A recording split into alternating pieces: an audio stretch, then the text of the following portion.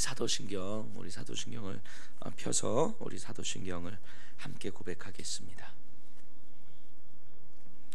우리 함께 고백합니다.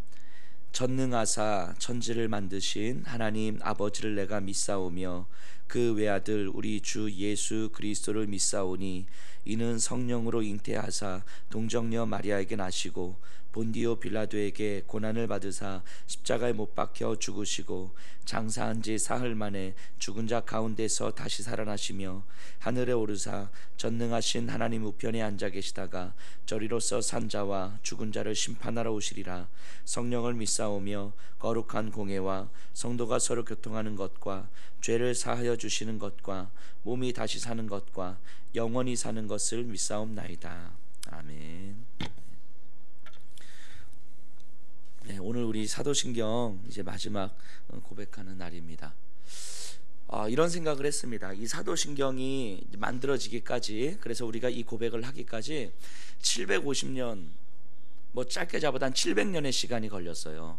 700여 년의 시간 동안 수많은 사람들이 피를 흘리고 수많은 사람들이 죽어가고 수많은 사람들이 자신의 삶을 포기해 가면서, 그럼에도 불구하고 그 순교의 피로 인해서 또 한 문장 한마디 내려오고 그래서 한 700여 년에 걸쳐서 만들어진 이 신앙 고백입니다. 이 짧은 우리의 고백이지만, 그래서 매주 예배 드리면서 마치 우리가 주문을 외우듯이 이렇게 외우는 이 신앙의 고백이지만, 이 신앙의 고백 속에 700여 년의 시간이 들어가 있고 이 안에 수많은 사람들의 피가 담겨져 있는 거예요.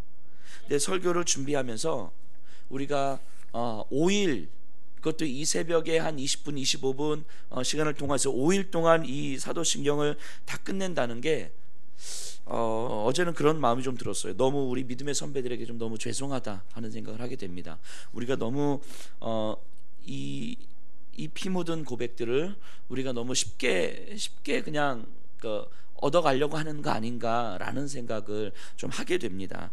그래서 우리가 오늘로써 이 사도신경이 마무리되겠지만, 우리가 매주 주일 예배 때마다 이것을 암송하게 될 것이고, 또 앞으로도 계속 사도신경을 볼 텐데, 우리가 사도신경을 대하면서 이 가운데 700여 년 동안 묻어져 있었던 그 믿음의 선배들의 그 피를 계속해서 좀 묵상했으면 좋겠습니다. 이 내용 구체적으로 논리적으로 어떻게 풀어가는지 이것보다 더 중요한 건 이 한마디 한 단어를 고백하기 위해서 정말 얼마나 많은 700여 년 동안 수많은 사람들의 피가 흘려졌을까를 좀 묵상하면서 이 사도신경을 우리가 대했으면 좋겠다 하는 생각을 하게 됩니다.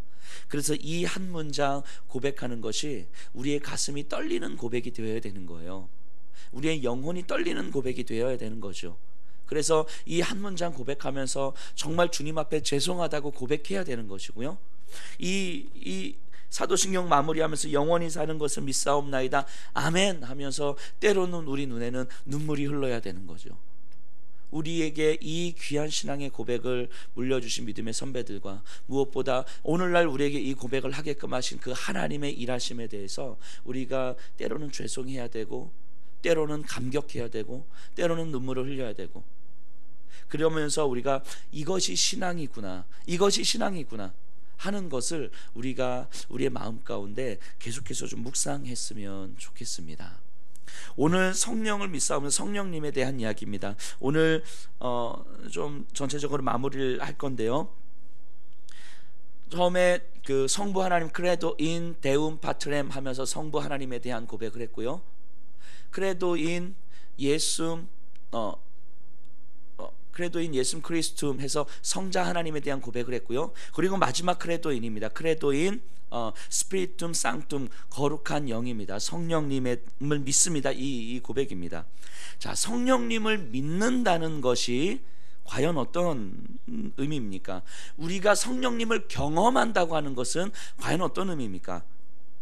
막 찬양하면서 눈물을 흘리고 막 은사를 표현하고 막 뭔가 이렇게 우리가 일상적으로 경험할 수 없는 감정적 흥분의 상태와 이런 것이 과연 성령님을 경험한다는 겁니까? 물론 그럴 수 있는데 그게 성령님의 본질은 아니죠. 그런 게 앞서 고백했던 내용들, 그 성자 하나님에 대한 사실과 그로 인해서 깨닫게 된 성부 하나님에 대한 고백이 믿어지는 거예요. 이게 이제 성령님을 경험하는 겁니다. 이 앞서 고백했던 고백들이 나에게 믿어지는 거예요.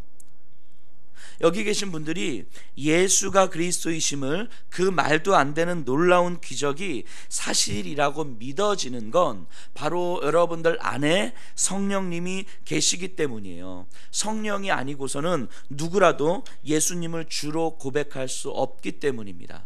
우리가 그냥 마음의 고백 없이 입술로만 예수를 주로 고백하는 것이 아니라면 예수님이 나의 그리스도이십니다라고 고백할 때 때로는 내 가슴이 떨리고, 때로는 내 영혼이 깨어나고, 때로는 그 하나님 앞에서 죄송하기도 하고, 이런 내 가슴의 고백으로, 영혼의 고백으로 예수가 그리스도이십니다라고 고백할 수 있다면 성령님은 이미 여러분들 안에 계시는 거예요. 이미 여러분들이 때로는 부인하고, 때로는 아니라고 하고, 때로는 하나님으로부터 멀어지려고 해도 이미 우리 안에 그런 고백이 있었다면 성령님은 지금 우리 안에 계시는 것입니다.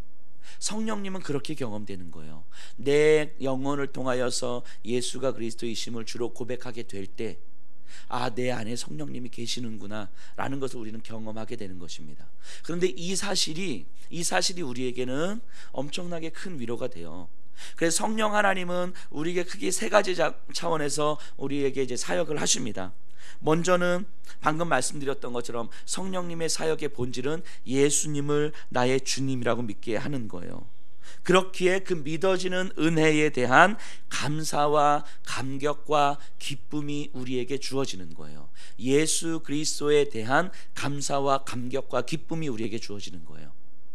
그래서 사도 바울이 고백했던 것처럼 항상 기뻐하라, 쉬지 말고 기도하라, 범사에 감사하라. 이건 우리가 기뻐해야 되고 기도해야 되고 감사해야 되는 것이 아니라 성령 하나님이 우리 안에 계시기 때문에, 그래서 우리로 하여금 예수가 그리스도이심을, 예수가 나의 주님이심이 믿어지기 때문에 그 믿어지는 은혜가 때로는 내가 힘들어도 감사가 나오는 것이고, 때로는 내 마음이 절망해도 기쁨이 나올 수밖에 없는 거예요. 이 믿어지는 건 나에 속한 것이 아니기 때문에 내가 어떻게 이 사실을 믿음으로 고백하게 됐을까라고 하는 생각이, 그런 마음이 우리로 하여금 기쁨과 감격의 고백을 하게 나오는 거죠. 이것을 구약시대 때 온전하게 삶으로 보여준 선지자가 바로 하박국 선지자 아닙니까?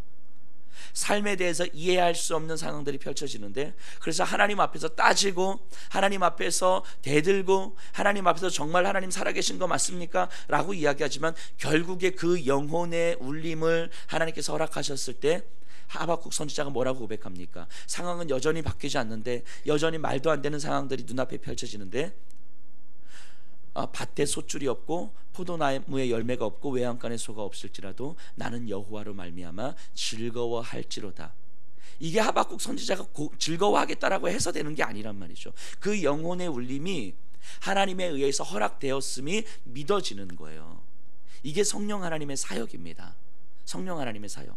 그러니까 우리의 상황이 힘들고 우리의 상황이 어렵고 때로는 내가 많이 지치고 있다 할지라도 이것이 우리가 믿음으로 저버릴 만한 이유가 되지 않는다라는 거예요. 왜냐하면 믿음은 하나님께서 나에게 허락하신 것이고 성령 하나님께서 나에게 주신 것이기 때문인 거죠. 그리고 아무리 좌절과 절망에 빠져 있다 할지라도 우리가 버티고 일어날 수 있는 그 힘이 바로 여기에 있는 거예요. 성령 하나님이 우리 안에 이미 와 계시기 때문인 거죠. 그게 그리스도인들에게 허락된 하나님의 은혜예요. 그런데 그 예수님이 믿어지기 때문에 이제 우리가 가만히 있을 수가 없어요. 그래서 예수님의 삶을 배우고 싶고 삶을 따라가고 싶은 거예요. 죄의 길에서 벗어나 거룩한 삶을 추구하는 거죠. 바로 성자 하나님에게서 배운 것처럼 그 길은 자기 버림의 길입니다. 하나님을 향한 내 열정도 버리는 길이에요. 그래서 주님으로부터 그 한마디 말씀 듣기 위해서 모든 힘을 내려놓는 길입니다. 그렇게 한 걸음 한 걸음 걸어가는 길이에요. 근데 그 길이 참 어렵습니다. 나를 드러내려는 욕망이 나도 모르게 올라오고 힘을 갖고 싶은 욕망이 나도 모르게 지배합니다. 그만큼 우리는 연약한 거예요. 그런 우리의 연약함을 도우셔서 예수님의 길을 걷게 하시는 분이 성령님이시죠. 그래서 로마서 8장 26절에 성령도 우리의 연약함을 도우시나니, 성령도 우리의 연약함을 도우시나니. 우리 안에 계신 성령 하나님께서 약한 나를 충분히 다 아시고, 이런 상황 속에서 내가 넘어질 수 있다는 걸 충분히 다 아시고, 그런 나를 도와주셔서, 일으켜 주셔서 예수 그리스도의 길을 걸어갈 수 있도록 만들어 주시는 거예요. 예수의 길을 걸어가는 것, 죄에서 돌이켜서 거룩한 삶을 추구하는 것, 자기 버림의 삶을 사는 건, 이건 성령 하나님이 계시기 때문에 가능한 거예요. 성령 하나님이 계시기 때문에. 성령 하나님이 도우셔서 예수의 길을 그렇게 걸어갑니다. 근데 그럼에도 불구하고 계속 어려움이 있어요. 자기 버림의 길을 가는데 어려워요. 그래서 포기하고 싶고, 적당히 살고 싶고, 그래도 이 정도 열심히 하나님을 믿는 사람도 흔치 않은데 하면서 어느 정도 선에서 타협하고 싶은 마음이 있습니다. 그런데 어느 날, 어느 순간 말씀이 내 영혼을 찌르고, 말씀이 나에게 부담을 주고, 그래서 말씀대로 살고 싶어지고, 그래서 은혜를 구하게 되는 때가 있는 거예요. 내 영혼을 찌르는 그 하나님의 말씀이 도저히 나로 하여금 적당히 타협하며 남들과 비교하면 이 정도면 됐지 하는 마음으로 살아가기에는 너무너무 영적인 부담감을 주시는 거예요. 그래서 은혜를 구하는 것입니다. 하나님, 나를 좀 도와주십시오. 나도 예수 그리스도의 인격에, 장성한 분량에 이르기까지 하나님 성장하고 싶습니다. 도와주십시오 라고 은혜를 구할 때 어느 순간 자기 버림이 쉬워지는 거예요. 자기 버림이 고난이 아니라 주님과 동행하는 삶으로 고백되는 거죠. 이거를 성령 충만이라고 합니다. 성령 충만은요, 예수의 길을 따라가기 위해서 자기 버림의 삶을 살아가야 되는데, 이를 악물고 꾸역꾸역 살아가는데 어느 순간 자기 버림의 길을 가는 그 길이 어렵지 않은 거예요. 분명히 삶은 힘에 겨운 것 같은데 내 안에 설명할 수 없는 기쁨이 들어오는 거예요. 어느 순간 이 고난의 길처럼 보였던 길이 주님과 동행하는 길로 보이는 거예요. 그 상태를 성령 충만이라고 합니다. 성령 충만. 성령 하나님은 우리에게 예수님을 믿게 하시고, 믿은 우리가 예수를 쫓아가기 위해서 우리의 약함을 도우시는 분이시고, 우리의 약함을 도우심을 넘어서 우리에게 성령 충만을 통하여서 그 길이 우리에게 허락된 정말 유일한 행복한 길이며 유일한 기쁨의 길이라는 것을 하나님은 알게 하시는 거예요. 그래서 우리는 성령의 충만을 구하는 것입니다.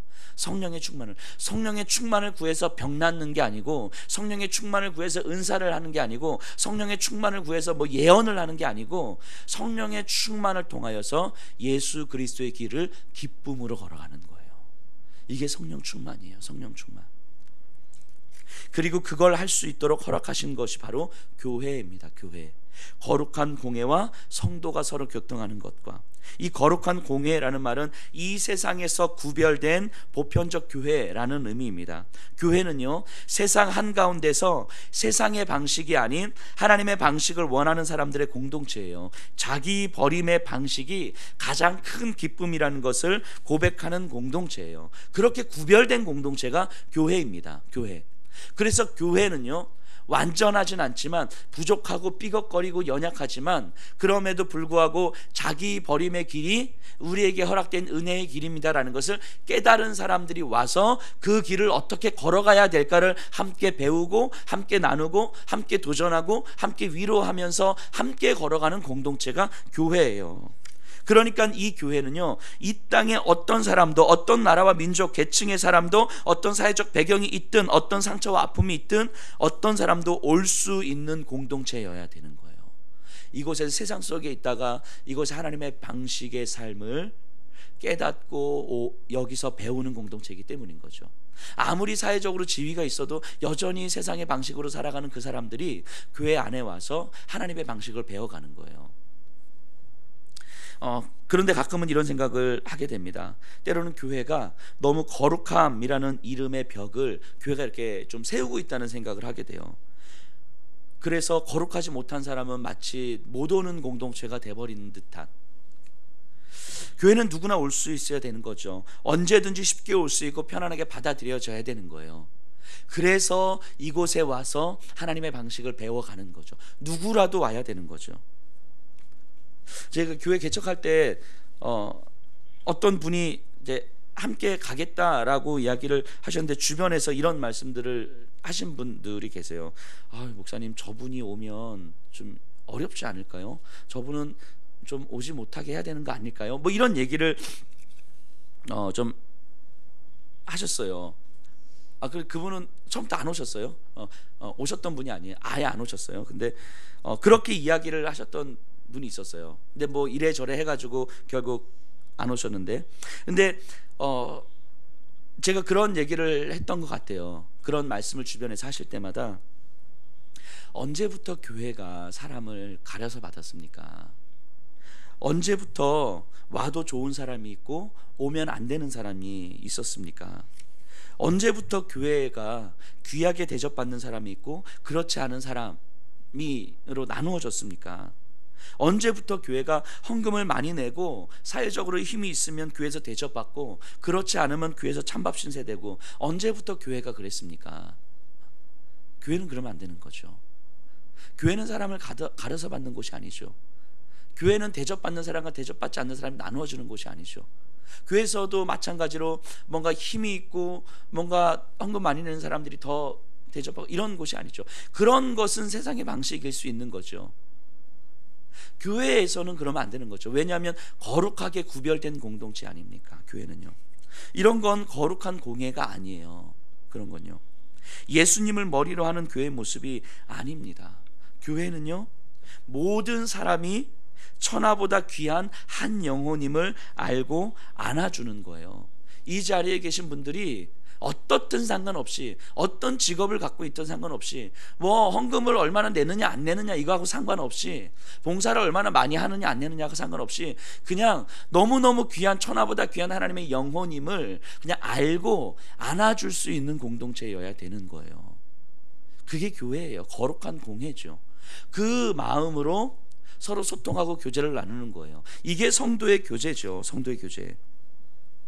그냥 있는 그 자체로 너무 귀한 거예요. 나하고 좀 잘 안 맞아도 귀한 거예요. 많은 경우 우리가 일을 잘하려고 하고 많이 하려다 보니까 때로는 잘난 사람과 못난 사람으로 판단이 되는 것뿐인 거예요.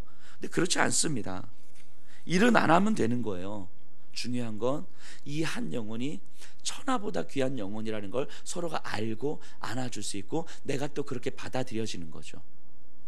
우리 아이들에게, 우리 다음 세대들에게 네가 이 교회에서 그리고 이 세상에서는 너의 어떠함과 상관없이 천하보다 귀한 큰 영혼이다. 너의 존재 자체는 성적으로 바꿀 수 없는 영혼이다. 돈으로 대신할 수 없는 영혼이고 부모의 배경으로 대신할 수 없는 귀한 영혼이라는 것을 가르쳐 줘야 되는 거예요. 우리 아이들에게. 근데 교회에서조차 우리 아이들에게 너 공부 잘해야 된다, 너 성공해야 된다, 돈 많이 벌어야 된다, 이게 나쁜 건 아니지만 마치 그것이 내 삶의 목표인 것처럼 가르친다면 그거는 성도의 교제가 아닌 거예요. 그런 거는요.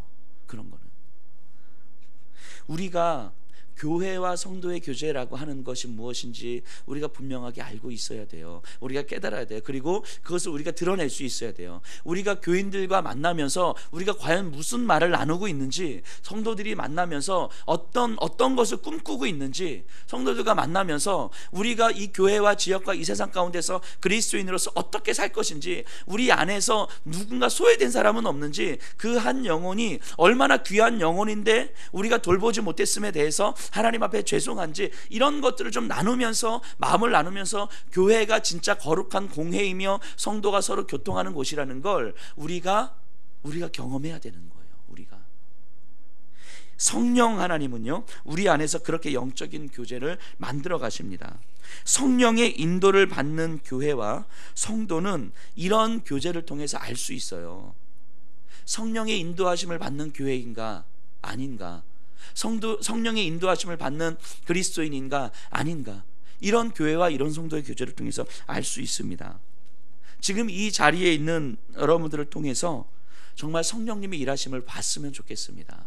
우리가 바라고 우리가 꿈꾸는 이 교회를 끊임없이 만들어 갈 때에 그 안에서 성령님이 움직이시는구나 라는 걸 좀 봤으면 좋겠어요. 세상 냄새 풀풀 나고 힘의 논리가 작동하고 내 감정과 내 생각의 중심이 되고 내 경험의 중심이 되는 그런 공동체의 모습이 아니고 성령 하나님께서 우리를 인도해 가시는구나, 이것이 서로에게 보여줬으면 좋겠습니다. 그리고 그렇게 경험된 우리가 우리의 가정에서도 우리의 직장에서도 그런 성령 하나님이 인도하시는 삶의 모습으로 사람들에게 드러났으면 좋겠습니다. 성령님은 우리로 하여금 그렇게 만들어 가십니다. 그리고 또 성령님은 우리에게 죄를 깨닫게 해주세요. 이 말은 죄를 사하주시는 것, 이 말은 우리가 여전히 죄인이라는 의미입니다. 그러니까 앞으로도 여전히 죄인이라는 의미예요. 용서받은 죄인이죠. 용서받은 죄인. 예수님을 믿는다고 해서 죄가 없는 게 아니에요. 혹자는 예수님을 믿으면 우리가 의인이 됐다라고 생각하지만 실제 그렇지 않습니다. 우리는 하나님 나라 갈 때까지 죄인으로 살아갑니다. 하지만 끊임없이 죄인으로 살아가지만 우리를 향한 더 큰 용서가 우리에게 주어진다는 것이 믿어지는 거예요. 그래서 그리스도인들은 교만해질 수가 없어요. 신앙이 깊어지면 깊어질수록 훨씬 더 낮아지고 겸손해질 수밖에 없어요. 죄인인 다른 이들을 바라보면서 내가 더 낮아질 수밖에 없는 거예요. 직분으로, 신앙의 경력으로, 봉사로 점점 더 교만해진다는 건, 어깨에 힘이 들어간다는 건 하나님으로부터 점점 멀어지고 있다는 증거예요. 신앙생활을 하면서 우리가 교만해진다는 건 하나님으로부터 멀어지고 있다는 증거입니다. 신앙이 깊어진다는 건요, 겸손해질 수밖에 없어요. 왜냐하면 내가 죄인임을 깨달을 수밖에 없기 때문인 거죠. 성령님은 우리에게 이 죄인을, 내 안에 있는 죄성을 끊임없이 깨닫게 해주십니다. 그래서 우리로 하여금 끊임없이 하나님 앞에 회개하게 하고요, 무릎 꿇게 하고 은혜를 구하게 하는 거예요. 은혜가 아니면 내가 오늘을 살 수 없는 죄인이라는 것을 깨닫게 해주시기 때문인 거죠. 그렇게 우리가 기도하면서 갈 때에 우리에게는 미래에 대한 이 소망이 생기는 거예요. 몸이 다시 사는 것과 영원히 사는 것에 대한 소망이 생깁니다. 주님 다시 오실 때는요, 우리의 영혼은 새로운 몸을 입게 됩니다. 죄의 본성에 물든 몸이 아니에요. 병들고 아픈 몸이 아닙니다. 주님 보시기에 가장 아름다운 몸이에요. 거룩함의 본성인 몸으로 우리는 부활합니다. 이 거룩함을 지닌 몸으로 부활한다는 건요, 우리 주님과 전인격적으로 완전한 소통이 이루어지는 거예요. 지금 우리는 완전한 소통을 하지 못하잖아요. 죄에 가려져서, 우리 육신의 죄에 가려져서 주님과 완전한 소통이 안 되거든요. 그러니까 주님 마음 품는 게 그렇게 어려운 거예요. 그렇게. 하지만 우리 주님과 완전한 소통을 하게 되는 그날이 있는 거예요. 그때는 주님의 마음에 그대로 들어오는 거죠. 우리 주님의 마음이 내 안에 그대로 들어올 때, 그때 누려지는 그 환희와 기쁨은 감히 상상할 수 없을 거라고 저는 생각을 합니다. 그래서 간절하게 소망이 되는 거예요. 이거 죄가 없기 때문에 회개가 필요 없는 것이고요, 눈물이 없는 주님과의 만남이 있는 거예요. 순간순간 내 존재의 의미가 주님으로부터 확신되어서 기쁨이 지속되는 삶인 거예요. 근데 여기서의 기쁨은 우리가 누리는 기쁨하고 달라요. 어떤 사람들이 이렇게 이야기합니다. 기쁨은 슬픔이 있어야 기쁨이지 24시간 기쁨은 그게 기쁨입니까? 행복은 불행이 있어야 행복이지 24시간 행복하면 그게 행복입니까? 라고 이야기하는데, 이런 기쁨과 이런 행복하고는 차원이 완전 다른 거예요. 우리의 감정으로 누리는, 육신의 평안함으로 누리는 기쁨과 행복과는 완전 차원이 다른 거예요. 저도 몰라요. 하지만 상상할 수 없는 것이라는 것 알게 되는 거죠. 그래서 소원이 되는 거예요. 그래서 소망이 되는 거예요. 주님과 완전히 소통하고 주님의 마음이 완전히 들어와서 주님과의 소통에 그 어떤 것도, 이 한 자락도 방해가 되지 않는 그런 주님으로 말미암아 내가 살아가야 될, 내가 존재하는 의미가 완전히 나에게 충만히 채워지는 그때가 우리에게 주어지겠구나. 완전히 우리에게 주어지겠구나. 그리고 그것이, 그 삶이 영원토록 우리에게 지속되겠구나. 그래서 내 삶은 내 삶이 아니라 주님으로 인한 삶이라는 것이 하루 24시간 365일, 아니 이 시간의 개념조차도 없는 그 영원 속에서 우리는 살아가고 있겠구나 하는 것이 소망이 되는 거예요. 소망이 이 땅에서요. 그러니까 이 땅에서 몸의 굴레에 갇혀서, 죄의 굴레에 갇혀서 내 생존과 내가 힘을 갖기 위해서, 내가 조금 편안하기 위해서 아둥바둥 살아가는 이 삶이 현실에서 어쩔 수 없는 것 같지만, 그렇기 때문에 영원한 하나님 나라가 우리에게 소망이 되는 거예요. 그렇기 때문에. 그러니까 영원한 하나님 나라가 소망이 되는 이 땅에서 어쩔 수 없는 삶을 살아가지만, 그럼에도 조금이라도 그 영원한 삶을 맛보기 위해서 우리는 몸부림치는 거예요. 맛보기 위해서. 하나님, 그 맛을 내가 좀 누리고 싶습니다. 상상할 수도 없는 그 기쁨을 하나님, 이 땅에서 내가 조금이라도 누리고 싶습니다. 그래서 예수님께서 우리에게 허락하신 은혜가 자기 버림의 은혜인 거예요. 누군가는 이렇게 이야기했습니다. 이 땅에서 내가 버리는 것만큼 하나님 나라에서 선물로 받을 것이다. 누군가 이런 얘기를 하더라고요. 물론 비유적인 표현이긴 하지만 이 땅에서 내가 내 것을 버리는 것만큼 영원한 하나님 나라에서 하나님의 선물을 받을 것이다라는 거죠. 그 영원한 하나님 나라 완전한 기쁨을 누리기를 사모하기 때문에 이 땅에서, 그래 내가 이 땅에서 너에게 그 삶이 어떤 것인지를 내가 잠시 보여줄게 라고 주신 하나님의 은혜가 자기 버림의 은혜인 거예요. 그러니까 자기 버림이라고 하는 것은 그냥 꾸역꾸역 이를 악물고 걸어가야 되는 그런 삶이 아니고, 하나님의 영원한 기쁨을 맛보기 위해서 잠시 허락된 하나님의 은혜인 거예요. 그 기쁨을 맛본 사람들이 이 땅에서 순교의 피를 흘리셨던 거죠. 억지로 갔던 길이 아니라 기쁨으로 걸어갔던 거예요. 기쁨으로 걸어간 그 길 가운데 영원한 하나님 나라의 그 완전한 기쁨이 그 가슴 속에서 벅차오르는 거죠. 오늘을 사는 우리들에게 하나님 그 은혜를 허락하신 거죠. 자기 버림의 은혜를 허락하신 거죠. 그래서 이 땅에서 그 영원한 하나님의 나라가 이런 거라고 우리에게 알려주시는 거예요. 그것을 맛본 사람들이요, 그것을 경험한 사람들이, 그것을 사모하는 사람들이요, 이 땅에서 내 것을 꽉 움켜쥐면서 하나님 이건 안 됩니다, 이렇게 살아가는 것이 스스로가 답답한 거예요. 스스로가 이렇게 살아갈 수밖에 없는 자기의 모습이 답답해서 하나님 앞에서 죄송할 수밖에 없는 거예요. 그럼에도 불구하고 잘 안 되는 나를 보면서 하나님 앞에 죄송한 거예요. 그래서 눈물을 흘리는 거죠. 그래서 은혜를 구하는 거죠. 그래서 주님 도와주십시오 라고 이야기를 하는 거죠.